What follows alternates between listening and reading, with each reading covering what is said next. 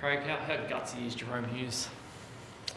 Yeah, we know he's a good player and a smart player, but he's a tough unit as well. And to play tonight after the operation he had in his hand. Again, there was no push from within the club, from medical people, coaches, players, no one, but he put his hand up and wanted to play, and I'm thinking he's thousands, but he trained a couple of sessions, and then then we spoke to the medical people, and they checked it out and thought he was okay, and so to come out and play like only missing that one game after breaking your hand, that's pretty gutsy, and like I say, he's very important to the side, as we all know. And then to play the way he did too, so it wasn't like he just played, but he started for you guys really. Yeah, he had plenty of tackling. I don't know how many tackles he made, but they kept coming at him, and he kept standing up, and obviously, Harry'd probably be able to tell you more, but just his organisation out there and his call and getting people into position and making the right calls,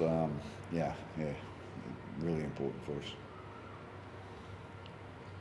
Just that, I guess there were two periods in that game too, where you guys were able to take your chances, and you only got a sniff twice, but it sort of blew the game wide open in both of them. Yeah, Manly have been in their home games, have been starting hard and they've been starting fast, and they've had built up a couple of really good leads, and so one of our mentalities was to try and restrict that, and we didn't really go into a defensive mode. We just thought, well, hey, we'll try and do the same, start hard and start fast, and see what happens from there. So like I say, we sort of stuck to that. We completed really well in the first half, not so much the second half, which was a bit disappointing. But like I say, we sort of reduced the effectiveness of their start, and that really helped us, for the rest of the first half, and then for probably 20 minutes the second half. Right, we saw the difference in the Dragons game as opposed to this game in terms of your attack. Is that as simple as Jerome Hughes coming back into the team, or was it more expensive than that? Yeah, it's a big part of it, Rudy. Again, and that's not a minus on Wish. He's been playing all over the place for us, and he hasn't played much half because our two halves have been, they haven't really been injured, haven't been out much, so it's a tough job to come into that position. But like I say, it's a big part of it, and when you've got your normal halfback in there that's played there for years, that just brings confidence to the team as well. So like I say, it's certainly not a minus on Wish's game, because again, it's just so hard to go in after Yuzi's been there, and they've got different strengths and whatever. So, but like I say, it was really important for us that he played, and like I say, there was no pressure at all. He put his hand up, and that just goes to show what sort of teammate he is. Mate, the other great story was Moses Leo. Second game of rugby league in 5 years or something. Yeah. You got a bit of a baptism of fire that worked him over a bit. Yeah, they did. I thought he'd done a really good job in the first half. The second half he got caught out a bit, but we sort of thought, well, we were hoping that he didn't get caught out too early, but like I say, he didn't have a whole heap of time, with the team or with that edge or whatever. But I thought he'd done a great job, especially in that first half. He was, one of his greatest attributes is his speed. He's quick as. So I thought overall he done a good job, considering his lack of experience, playing rugby league, but also in that position. So I think we might have a player on our hands. It's a big ask of him, Harry, to come in and do that here, particularly here where it's pretty fearsome sort of ground to come to. Yeah, I think Moe's showed his want and his hard work through.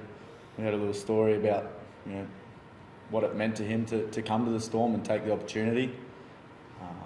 That's probably something for you guys to dig into a little bit later down the track. But you know, also his pre-season, he went after it, and there were so many good reports of him working hard. And then he had a couple of niggles, and last week was his first game back from those niggles. And yeah, and to be honest, the team wanted him in this week for his opportunity. So I think it's pleasing, and you know, you always remember your first, and your first one's, you know, the hardest to get. So he's up to speed, and technically there's probably a few things that he can work on and we can work on with him. But you know, like I said, your first game's always the hardest to get, and it's always a journey to get that first one. And you know, hopefully he can build on that and you know, get some more game time under his belt.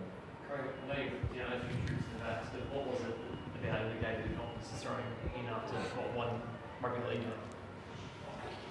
Probably shouldn't say this, but we basically run out of troops. So, you know, we lost Marion Seve, probably would have been in there, and we lost him with a hamstring injury.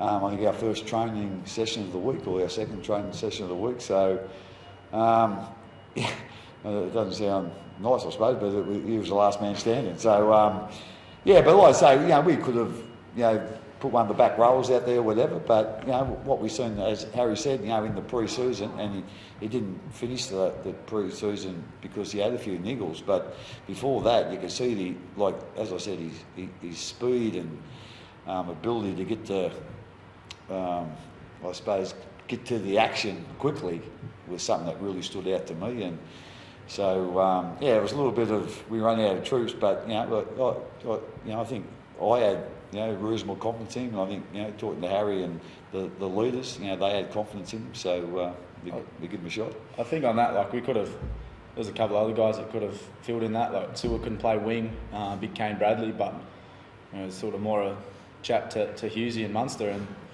and they wanted Moses in. You know, they felt he'd earned that through his training, and they felt comfortable with what he'd done at training. So, you know, we could have moved a few guys around and changed positions, but you know, they've seen enough footy and are experienced, and you know, they're out there defending next to him, and they wanted him in there. So, to me, that gave me a lot of confidence for him to perform, and I think he can take a lot of confidence out of that too. Grant Anderson's been a real quiet achiever for you guys for a few years now. Yeah, no, he has. It's a shame for us. He's leaving us, you know, next year. But you know, again, whenever, with all due respect, whenever he's been in our team, he's always done a good job. You know, and like today, he played a really important part. Obviously, he scored 3 tries and made some, you know, good moves for us coming out of our own end. But you know, I think he was a really big help for Mo as well. You know, he's a really good talker, GA. So, yeah, like I say, it's, you know, and whenever we've sort of got to back down, he'll go to the centre or go to the wing or go in the halves, or can play fullback, you know, so he just does such a great job for us. But I think, you know, a big part of, you know, how Mo handled it pretty well today was, you know, GA would have been helping him the whole time, you know, talking to him and encouraging him and directing him. So, yeah, he's playing really well, GA, and yeah, we'd like to send him out on a good note. Any Ryan and Xavier?